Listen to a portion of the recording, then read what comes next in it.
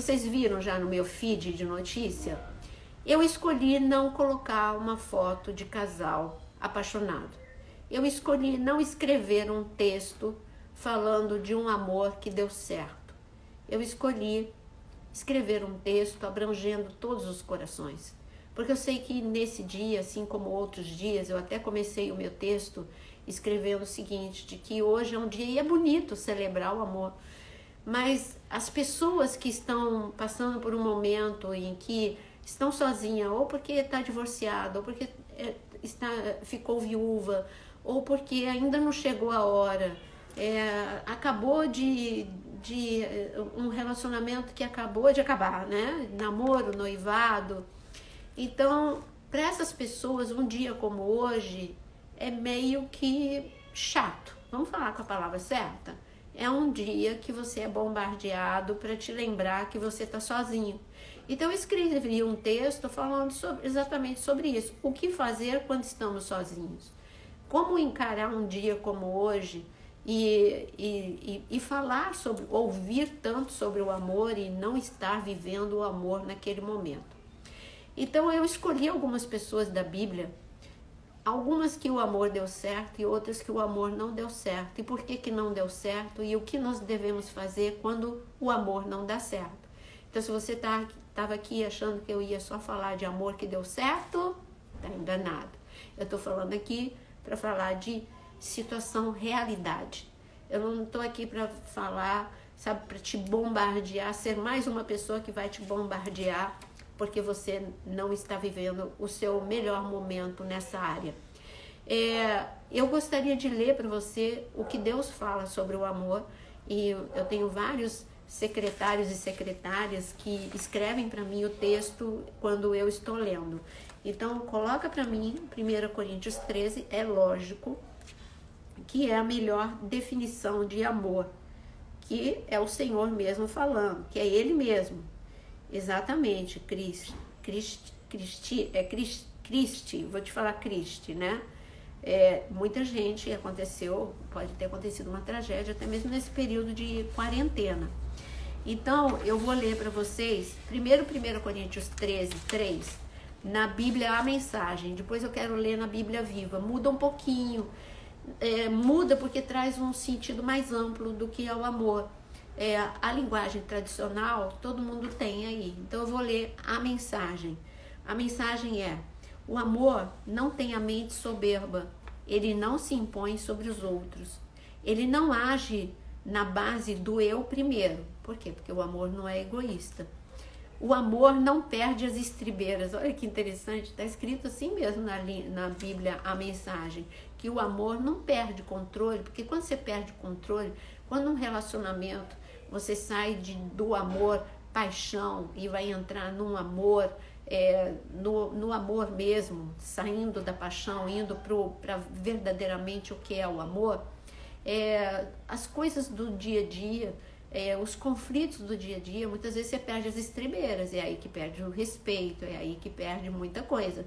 Então ele está falando, não age na base do eu primeiro, não perde as estribeiras, não contabiliza os erros do outro, não festeja quando o outro está rastejando, tem prazer no desabrochar da verdade, tolera qualquer coisa, confia sempre em Deus e sempre procura o melhor. Nunca olha para trás, mas prossegue até o fim. Temos 3 coisas que nos guiam até a consumação de tudo: a confiança firme em Deus, a esperança inabalável e um amor extravagante. É isso que eu gosto nessa tradução, quando fala que 3 coisas têm que permanecer, de tudo que você tem na vida. Porque tudo que não for o que está escrito aqui, que é a fé, que é a esperança e que é o amor, tudo que não seja isso é trivial. Isso é o essencial. Ninguém vive sem fé, ninguém vive sem esperança e ninguém pode viver sem amor. Se você viver, você vai ser um sobrevivente, porque você não está vivendo plenamente. Viver sem amor é algo muito triste. Aí você fala, mas eu estou sem o amor. Gente, quando eu estou falando de viver sem amor, não fique pensando no namorado, noivo, marido. Pense primeiro em você saber o que é o amor de Deus. Primeiro de tudo, você tem que primeiro conhecer o amor de Deus, depois você precisa se amar, aí sim você vai estar preparado ou preparada para amar alguém. Esse é o nosso erro. Nós queremos que amar primeiro uma pessoa sem que a gente se ame e sem amar a Deus. E quando eu digo amar a Deus, é conhecer a Deus, servir a Deus de verdade, mergulhar em Deus. Aí se você as suas carências, de tudo que você teve falta, porque você foi criado por pessoas imperfeitas. Seus pais, por melhores que eles tenham sido, eles são imperfeitos, continuam sendo imperfeitos do mesmo jeito que você é imperfeito. Então, falhas seus pais tiveram com você, da mesma forma que você vai ter com outros. Então, sabendo disso, todos nós recebemos um amor imperfeito e nós temos algumas carências que só Deus pode suprir. Aí você entra num namoro, num noivado, num casamento, querendo que pessoas supram aquilo que só Deus pode suprir. E você precisa percorrer o caminho certo. Então eu vou dizer de novo qual é o caminho certo. Amar a Deus, mergulhar em Deus, sabe? Conhecer o amor de Deus, se amar. Quando eu me amo, eu me conheço, eu sei o que eu preciso melhorar, eu me respeito, eu sei quais são os meus limites e eu sei qual é a minha linguagem de amor. Enfim, você se conhece. Então você tem que amar a Deus, se amar para depois amar alguém. Aí você vai conseguir amar essa pessoa dessa forma que está escrito aqui. Você vai conseguir amar com um amor extravagante. Aí você já entra com um amor condicional, super deficitário no casamento. E aí que as coisas não dão certo. Com uma expectativa 1000, achando que você não precisa dar tanto quanto você quer receber. E aí as coisas começam a dar errado. Então nós não podemos, eu sei que principalmente mulheres, nós fomos educadas para um príncipe perfeito, mas não existe um príncipe perfeito. Nós precisamos estar preparados para saber, preparados e preparadas para saber que nós vamos casar com pessoas imperfeitas e que nós precisamos ter um amor inteligente. Um amor inteligente é aquele que não destrói a beleza. Como é que eu destruo um amor? Eu destruo com crítica, com desrespeito, eu destruo com palavras, que destroem, falta de diálogo. Tem várias formas de destruir o amor. Mas eu falei que eu destaquei algumas pessoas e eu vou falar para vocês. Vamos ver. Tem pessoas, eu destaquei aqui. Bom, eu quero ler para você também. Eu disse que eu ia ler, senão eu vou ficar devendo. Então eu vou ler 1 Coríntios 13, que eu li na versão, a mensagem, agora eu vou ler na Bíblia Viva. Olha o que está escrito. O amor é paciente, é bondoso, nunca é invejoso ou ciumento, nunca é presunçoso nem orgulhoso. Ele nunca é grosseiro, presta atenção no grosseiro, nunca é grosseiro, nem egoísta, não é irritadiço, nem melindroso, não se ofende por qualquer coisa, não guarda rancor. O amor nunca está satisfeito com a injustiça, mas se alegra com a verdade. O amor tudo sofre, tudo crê, espera o melhor e tudo suporta. Não é isso que a gente vê no dia a dia. Aí já sei, você já está pensando no outro, que o outro deixou de fazer com você. Mas agora é para se analisar, não é para pensar em ninguém, não. Você é irritadiço com as pessoas com quem você já se relacionou, com quem você se relaciona? Você é uma pessoa descontrolada no ciúme, pelo excesso de baixa autoestima, pela insegurança que você ainda não resolveu no teu coração? Então, você está vendo que aqui são elementos que eu quero que você não pense na outra pessoa, que você pense em você mesmo, se você seria aprovado num relacionamento, se você é tudo isso que está escrito. Então, sabe qual a melhor forma de eu ter um relacionamento duradouro, um amor duradouro? É eu ver primeiro esse teste para mim e depois é consequência. Porque uma pessoa que passou nesse teste vai deixar o amor, mesmo do outro que não chegou nesse nível, chegar a esse nível facinho. Então, é uma questão de você se determinar a fazer a sua parte. Acabou. Mas eu quero me divertir um pouquinho passeando na Bíblia e vendo pessoas que deu certo e pessoas que não deu certo. Eu vou falar primeiro do grupo que nós encontramos de pessoas que estão sozinhas por opção. Existe isso? Existe. Na Bíblia existe. E na vida real também existe. Eu conheço nomes conhecidos. Por exemplo, a pastora Valnice Milhomes. Ela é sozinha por opção. Não foi porque não aconteceu. É o chamado dela. E ela é muito feliz do jeito que ela é. Então, quando você é celibatário, quando você se sente bem dessa forma, é porque Deus te chamou para uma coisa muito especial, como Paulo. Então, eu disse uma pessoa do nosso conhecimento, mas eu vou dizer na Bíblia Paulo. Paulo era uma pessoa que ele até emitia a opinião dele. Ele falava, ó, você tá só, tudo bem, se você não consegue ficar bem sozinho, então casa logo para não ficar abrasado. Mas se você consegue, é melhor ficar sozinho. Ele não escondia a opinião dele, mas era algo que Deus queria com ele. O nível do chamado dele, assim como da Valnice, era algo que precisava uma dedicação total. Mas essas pessoas recebem da parte de Deus, elas se sentem bem dessa forma.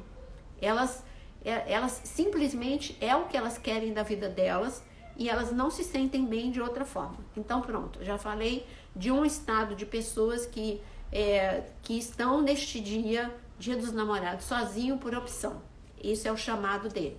Bom, eu sei que daqui, isso é raro, gente, é muito raro. Então eu sei que talvez aqui nessa live eu não tenha ninguém assim, ou se eu tiver, eu devo ter uma ou duas, né? Se tiver alguém aí, sinaliza se isso é o teu chamado, ou se você está sozinho só por enquanto, não é?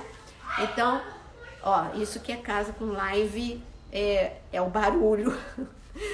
Esse que é o negócio, eu vou ter que dar um aviso lá. Número 2, vamos lá. Pessoas que tiveram o amor correspondido na Bíblia. Sabe aquela coisa de encontro? Amor à primeira vista, que parece que só tem em livros, em filmes, mas aconteceu na Bíblia. Jacó, tudo bem que ele saiu da casa dos pais e ele foi para uma terra distante, para sua parentela, mas ele até queria casar, mas ele não contava com uma paixão, ele se apaixonou por Raquel. Mas assim, amor à primeira vista. Sabe aquele tipo de amor que você percorre a distância que for, faz o sacrifício que for. Agora, o interessante é que da parte de Jacó, foi um amor, paixão que durou. Não foi aquela paixão que depois passou, ele desencantou. Não, eu vou mostrar para você como ele amou Raquel de uma forma absurda todos os dias da vida. Isso não tirou os erros de Jacó. Jacó continuou uma pessoa falha. Mas olha, eu digo que amor dá uma força sobrenatural, né? Ele conseguiu tirar a pedra do poço para Raquel sozinho. Aquela pedra precisava de outras pessoas para ajudar, mas ele, apaixonado, queria se mostrar para Raquel, né? Logo tirou a pedra do poço. Bom, assim foi o encontro entre Jacó e Raquel. Raquel correspondeu, porém teve um entrave no amor, né? E aí o que aconteceu? O pai entrou no meio, deu a irmã para casar primeiro, mas o amor de Jacó não foi abalado. Ele trabalhou 7 anos e ele continuou apaixonado por Raquel. E assim, o amor perfeito, parecia perfeito, aconteceu. Finalmente eles casaram. Aí tudo vai dar certo. Afinal, um homem apaixonado desse, tudo vai dar certo. Não deu certo. Por que não deu certo? Se divorciaram? Não deu certo porque Raquel, ela tinha muitos problemas emocionais. Raquel, ela era uma pessoa tão carente, porque Jacó, por mais problemas que ele tenha tido na família dele, ele foi amado, tudo bem que o pai dele amava mais o irmão, mas a mãe dele o amava, o pai também amava, sempre aquela coisa de identificação com o filho. Ele teve uma casa mais funcional do que Raquel. Raquel, sabe, ela tinha Labão na casa dela, um cara grosso. Raquel não tinha amor na casa dela. Então ela entrou, ela amava Deus. Olha só os 2 elementos que eu disse. Ela amava Deus? Amava, mas ela não era tão mergulhada como Jacó. Ela amava, conhecia Deus, mas não tinha tido uma experiência com Deus. Eu vou mostrar o porquê que eu posso afirmar isso. Então ela já entrou num casamento que podia ter sido perfeito dentro dos padrões humanos, né? Um casamento que ela podia ter morrido velhinha do lado de Jacó, feliz da vida. Ela morreu precocemente. Ela não usufruiu desse amor todo de Jacó, porque aí ela já entrou no casamento sem fé. O primeiro problema, quando ela entrou no casamento e ela descobriu que ela era estéril, pronto, acabou o mundo para ela. E ela não teve fé para canalizar toda a vontade, o desejo, o anseio que ela tinha de ter filho. Ela não canalizou para Deus, ela canalizou para o marido. Como é que eu posso afirmar isso? Porque está escrito em Gênesis 30 que ela diz assim para o marido dela: dá-me um filho ou morrerei. Eu imagino Jacó olhando para ela: minha filha, eu estou fazendo minha parte, mas se não engravida eu não posso fazer nada, só Deus. Até que Raquel se voltou para Deus. Mas ela, sabe, os dias foram amargos para Raquel. Raquel, ela não curtiu o amor de Jacó, ela tinha uma obsessão, ter filho. E assim você pode entrar num casamento não enxergando o que tem de bonito na pessoa. Ela não enxergou o que tinha de bonito em Jacó e ela ficou obcecada por aquilo que não era essencial. Filho é importante, mas não era o essencial. Tá bom, o dia que ela resolveu mergulhar em Deus, Deus logo ouviu e ela teve José.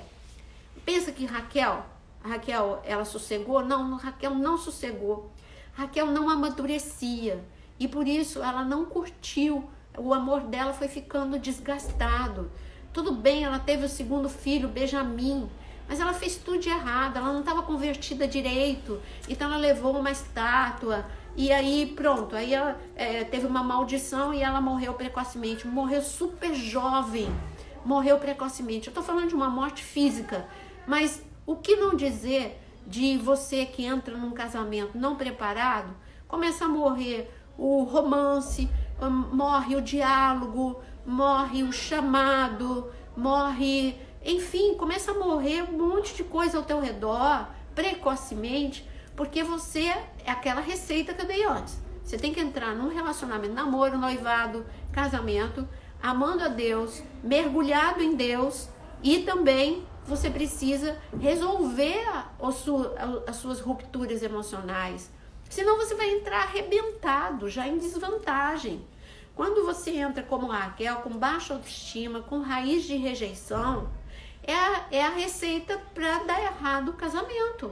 Ela queria que Jacó suprisse toda uma história de vida.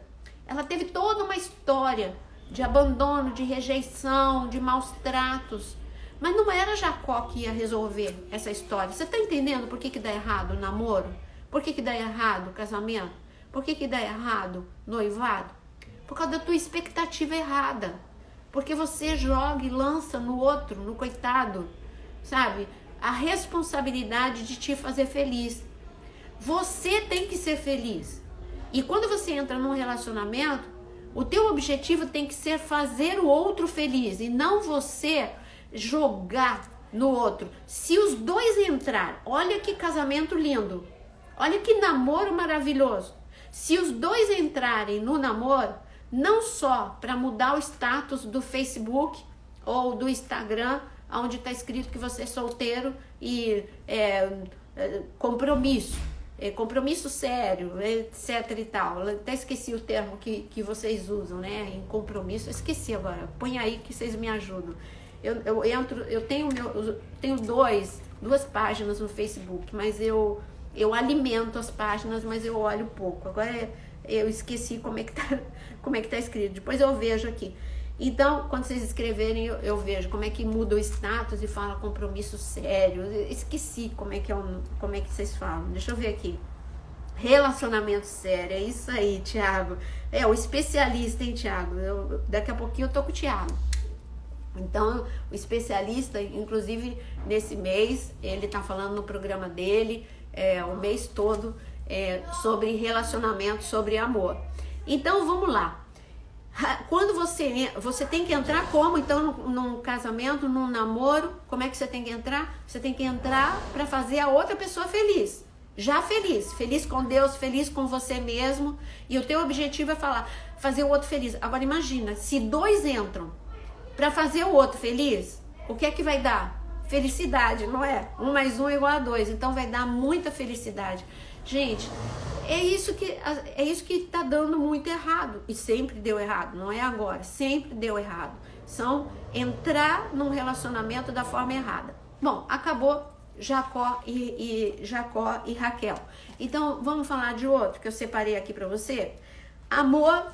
Bom, eu falei de um amor que tinha tudo para dar certo, mas deu errado. Deu errado porque se divorciaram, não, porque ela morreu precocemente. Amor que ambos eram tremendamente apaixonados e com o tempo ficou desgastados e se separaram. Tem isso na Bíblia? Tem. Então, quando eu começo a ler a história de Davi e Mical, que é um romance bonito, porque Davi, a princípio, ele não estava de olho em ninguém lá na casa de Saul. A princípio, ele só queria derrotar Golias. Mas até que foi dada uma vantagem para ele. Se derrotasse Golias, podia casar com a filha do rei. Ele achou que seria com a mais velha, Merabe. Mas Saul não quis dar a Merabe. Mas ele ficou bem na fita, Davi. Sabe por quê? Porque Mical era apaixonada por Davi. Está escrito isso na Bíblia. Você quer ver? 1 Samuel 18:20. Está escrito. Anota aí, meus ajudantes. Escrevam aí. 1 Samuel 18:20. História de amor entre Davi e Mical, que entraram num casamento para serem felizes para sempre. Os dois lindos, os dois, sabe, com qualidades, os dois apaixonados. Porque está escrito, ó, 1 Samuel 18:20, que Davi e que Mical amava a Davi. Ou seja, quando ela viu aquele ruivo, quando ela viu aquele rapaz ruivo, herói, corajoso, de olhos azuis, ela caiu apaixonada por Davi. Então tudo estava dando certo. Davi, ele se apaixonou por Mical. Como é que eu sei? Porque Saul falou assim, ó, se você quiser mesmo, minha filha, você vai ter que tirar 100 prepúcios de filisteus e com eles vivos, não é morto. Gente, imagina o que Davi teve que fazer. Para ele retirar, é circuncidar. Para tirar o prepúcio, você tem que circuncidar. Olha o desafio que Saul deu para ele. Era algo impossível, porque ele não queria que Davi retirasse 100, não é 100 prepúcios de inimigos vivos, não mortos. Gente, você acha que o inimigo ia ficar assim, tá bom, Davi, pode tirar o meu prepúcio? Não, Davi teve que imobilizar 100 filisteus. Davi teve que imobilizar, muito bem imobilizado, 100 filisteus. E aqui não está escrito que nessa altura do campeonato ele tinha um exército, não, hein? Ele era sozinho. Então, olha que só alguém mega apaixonado que pode fazer uma coisa dessa. Vamos lá, se eu der um desafio aqui, vamos lá, Tiago, se você quisesse casar com a tua esposa, tô vendo o Tiago aí de homens, levanta a mão, tô vendo o Tiago. Já pensou, então, se eu falo para você casar, se você não fosse casada ainda com a tua esposa, eu dissesse, você tem que retirar 100 prepúcios de filisteus vivos. Vou colocar de algum inimigo. Já pensou se você morasse em Israel e eu dissesse que eram 100 prepúcios de árabes vivos? Olha, e ali da faixa de Gaza. É por aí que Saul fez com ele. Ele conseguiu. Porque quando você está apaixonado, você consegue fazer coisas absurdas. Então, diz pra mim, esse casamento era para dar tudo certo. Mesmo com as dificuldades, perseguição de Saul. Aí foi a vez de Mical mostrar o quanto era apaixonada pelo marido. Fez o marido fugir pela janela quando o pai começou a perseguir. Então, aonde que deu errado? Aonde que deu errado? A ponto de, tudo bem, eles ficaram separados por anos. O pai até obrigou ela a casar com outro homem, mas acontece que ela voltou para Davi. Tudo bem, aí volta para Davi, os dois mega apaixonados. Mas o que aconteceu que Mical esfriou? O que aconteceu que Mical começou? Cadê a admiração que Mical tinha por Davi? De repente entrou. É isso que acontece com os casamentos. Você só casa com alguém que você admira. Você só começa a namorar com alguém que você admira. Mas de repente, os desgastes no dia a dia, fora os elementos que eu já disse. Você não está muito conectado com Deus, você não tem uma vida espiritual muito estabilizada, sua história de vida não foi restaurada.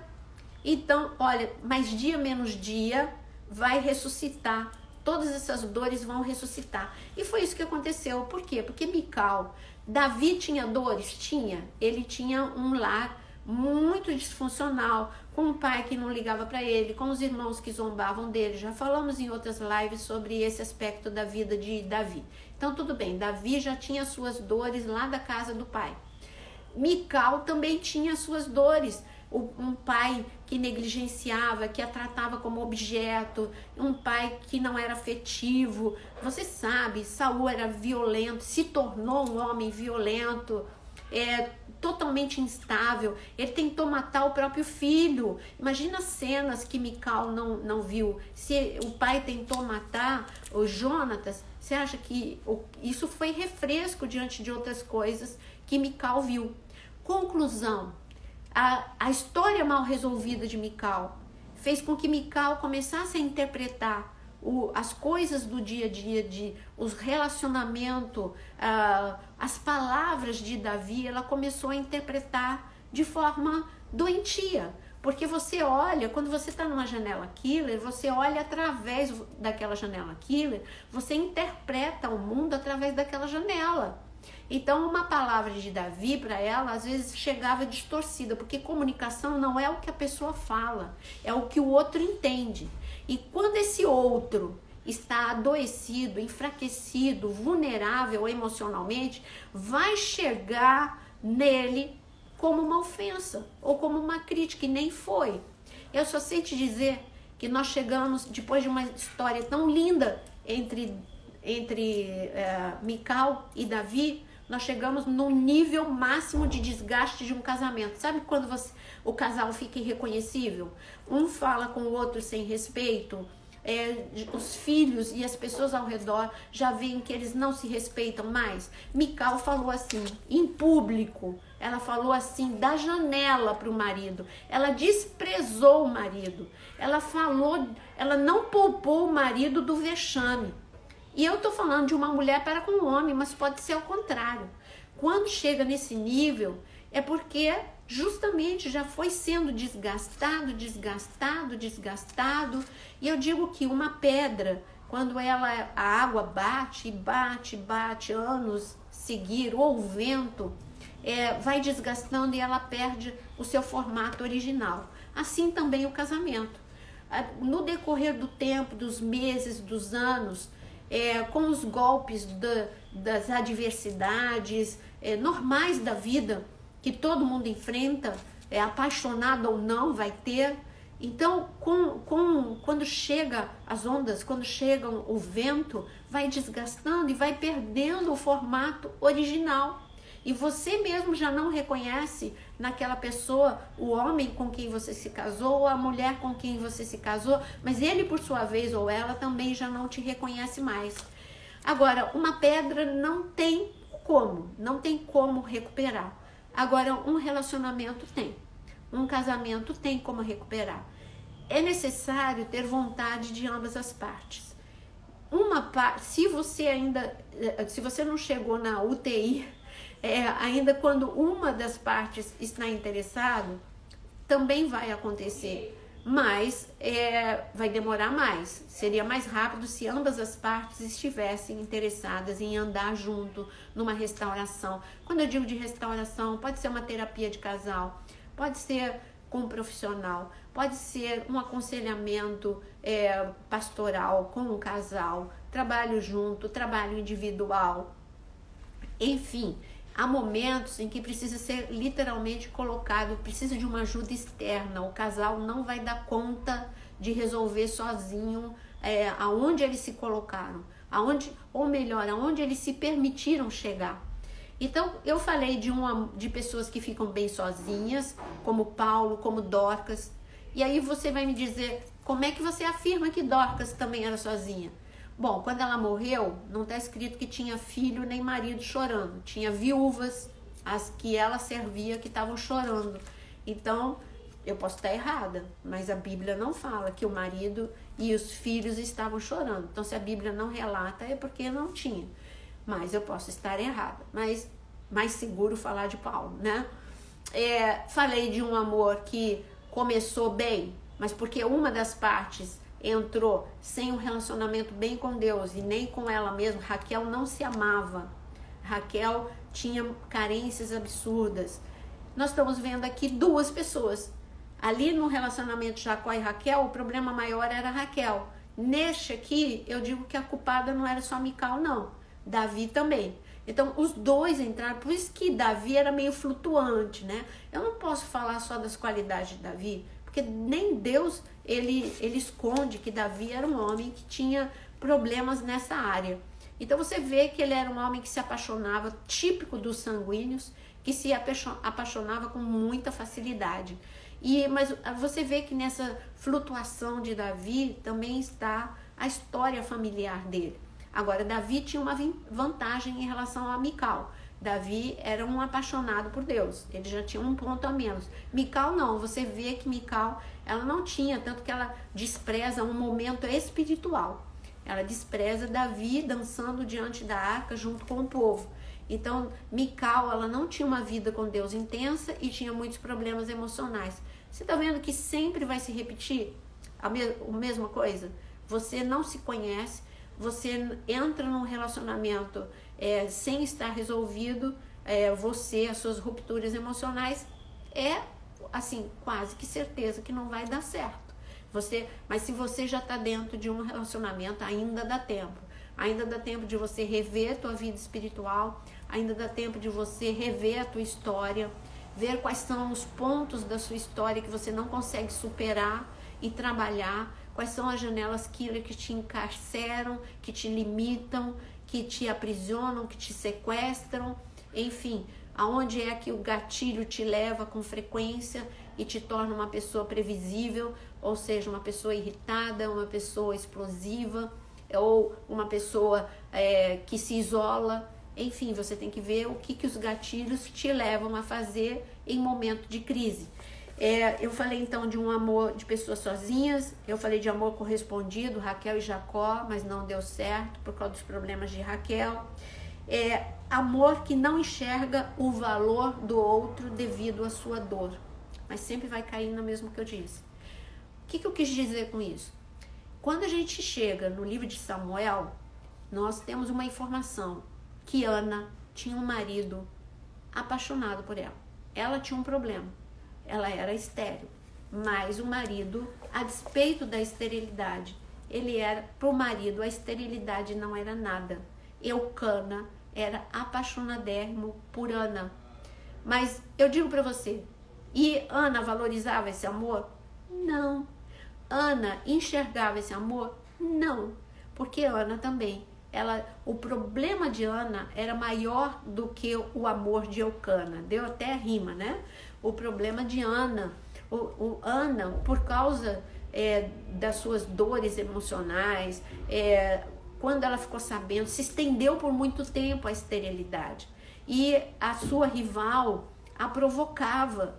Então, ali, Ana, ela deixou entrar no coração dela rejeição, humilhação, a dor da humilhação, a baixa autoestima. E toda essa dor cegou Ana para o amor de Eucana. Toda essa dor gritou mais alto do que a voz de Deus e falou mais alto até do que a voz de Eucana. Porque Eucana, ele deu um grito final para Ana. Falou assim, Ana, por que você está chorando? Será que o meu amor por você não vale mais do que 10 filhos? Gente, pensa num homem falar isso para você. Que coisa linda. Ana, eu te amo tanto, tanto, que o meu amor deveria suprir você. Toda essa falta de filho, meu amor é mais forte do que você, é mais valioso do que você ter 10 filhos, é mais forte. Então, Ana estava cega, ela não enxergava isso. Será que você não está com a tua busca por algo até mesmo abstrato, não precisa ser concreto como ter um filho, mas coisas abstratas, o sucesso profissional. Você está cego ou cega com o sucesso profissional, porque você precisa ter um sucesso profissional para você se sentir bem por causa da sua autoestima baixa. Todo mundo tem direito a ter sucesso profissional e deveria ter, mas aqueles que são obcecados porque você tem uma necessidade neurótica de poder, aí já é diferente. A tua busca do sucesso deve ser só uma realização, mas não você ser uma obsessão, porque você precisa suprir uma falta que você tem absurda. E você vê que foi isso que aconteceu com Ana. Ela entrou no casamento obcecada por uma coisa e ela perdeu a beleza do amor. Graças a Deus que Ana conseguiu colocar todas as coisas no lugar, ela reaqueceu o seu relacionamento com Deus. Veja só, ela entendeu que ela era amada sendo estéril ou tendo filho, aí ela resolveu isso com ela mesma, e o milagre chegou e ela conseguiu ser feliz com o seu marido, e ser feliz com o filho, não só com Samuel, mas ela teve mais filhos, enfim. Mas você vê que continua sempre sendo o mesmo erro. Deixa eu ver quem mais eu marquei. Ah, tá. E o amor Aqui a Fátima tá falando para orar por um homem, né? Ah, Fátima, você tá perguntando se ainda existe, você tá falando de Eucana? Se ainda existe um homem assim, você tá falando de Eucana ou você tá falando de Jacó? Existe mulheres fenomenais, existem homens fenomenais, eles estão só vestidos com vestes de fragilidades emocionais. Nós deveríamos, Raquel, ela tá aqui, né? Olha, Raquel, deixa eu falar uma coisa com você, do departamento da família lá da nossa igreja. Nós devemos investir muito, nós do departamento da família, devemos investir muito nos solteiros, de deixar que eles se tratem muito e intensamente para entrarem no casamento já com tudo que eu falei que dá certo, avivados, apaixonados por Deus e com suas dores, com as suas rupturas emocionais, todas elas pelo menos um pouco resolvidas, né? Entrarem já sabendo que eles são responsáveis pela própria felicidade, que eles precisam ser felizes, solteiros e sozinhos, e entrar num casamento, num relacionamento para fazer o outro feliz. Então a gente deve mudar o foco, hein? Porque quando a gente chega no departamento da família, o que mais a gente faz é só apagar incêndio. A gente vai continuar apagando incêndio, mas a gente vai apagar menos incêndio quando a gente investir mais nos jovens nesse sentido de relacionamento, de namoro, de noivado, prepará-los para antes mesmo de começar a namorar. Agora, o quinto amor, ó, o primeiro eu vou repetir, tá? Pessoas que ficam muito bem sozinhas e que vão continuar porque é o chamado delas, como Paulo e Dorcas. Segundo, um amor correspondido que deu errado por causa de rupturas emocionais, como Raquel e Jacó. Amor que não enxerga o valor porque está obcecado por algo, seja profissão, sucesso, dinheiro, ou ter filho, como no caso de Ana e Eucana. O amor destruído e desgastado, como foi o caso de Davi e Mical, que eu falei. E agora o quinto é o amor que passou da hora. Eu não estou falando só por causa da idade, mas a gente pode incluir nesse item quem acha que já é tarde demais para acontecer alguma coisa. Nunca é tarde demais, nunca, absolutamente nunca. No caso de Raabe, já parecia que era tarde demais pelo que tinha acontecido com a vida dela, pelo fato dela ser dela ter se tornado uma prostituta. Mas aí se encaixa também. No caso dela, ela pensava, ela já tinha descartado do coração dela o casar. Quem vai querer casar com uma prostituta? Mas Deus provou para Raabe que se ela se reconectasse, ou se conectasse, no caso de Raabe é se conectar, se ela se conectasse com Deus, se as suas dores emocionais também fossem restauradas, ela ia encontrar esse príncipe. E aconteceu na vida de Raabe. Raabe, ela passou pelo teste de confiar em Deus. Você conhece a história de Raabe. Raabe mostrou que a dor dela estava dentro da casa dela. Quando ela pediu para Deus, com insistência sobre a família dela, nós vemos o quanto Raabe estava ligada à sua família e que a pior dor tinha acontecido ali dentro da família. Eu só sei que Deus mostrou para Raabe que nunca é tarde demais. Então você que está nesse dia dos namorados, sozinho ou sozinha, que acha que já passou da idade, eu digo que não. E você não está como Paulo, bem sozinho, então eu digo que nunca é tarde demais. Se você já fez muita besteira com a sua vida, assim como Raabe, se reconecte com Deus e Deus vai te dizer, olha, a prioridade sou eu na sua vida, me deixa também entrar não só para te dar paz, para te dar alegria, para te dar libertação, mas deixa eu entrar também com restauração e Deus vai mostrar que nunca é tarde demais. Não é tarde demais. E o último, eu quero dizer que é o amor que já se foi. Eu sei que tem muitos viúvos e viúvas, eu sei que aqui mesmo na live, e nós temos na Bíblia uma série de viúvas. Nós temos Ruth, o amor dela se foi, e ela ainda era jovem, e ela achou que ela ia ser enterrada viva, que tinha tudo acabado. Mas você vê que é uma mulher, tudo bem, ela veio a casar de novo, mas podia não ter acontecido, e ela ia ser feliz do mesmo jeito. Ela só não se deixou ser enterrada junto com o marido. Ela teve uma consciência, eu estou viva e eu preciso fazer alguma coisa com a minha vida. E a melhor forma de você celebrar uma pessoa, eu já disse aqui numa live, a melhor forma de você celebrar uma pessoa que você muito amou e que já partiu, é você vivendo intensamente. Então, Ruth, ela entendeu que ela precisava trabalhar, ela entendeu que ela precisava sair da paralisação, da dor de ter perdido.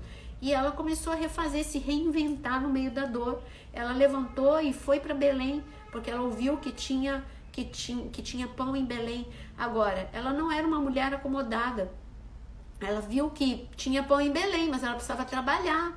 E ela foi trabalhar. O pão não vinha para a mão dela como esmola, como ajuda. O pão viria se ela trabalhasse. E ela foi trabalhar no campo de Boaz.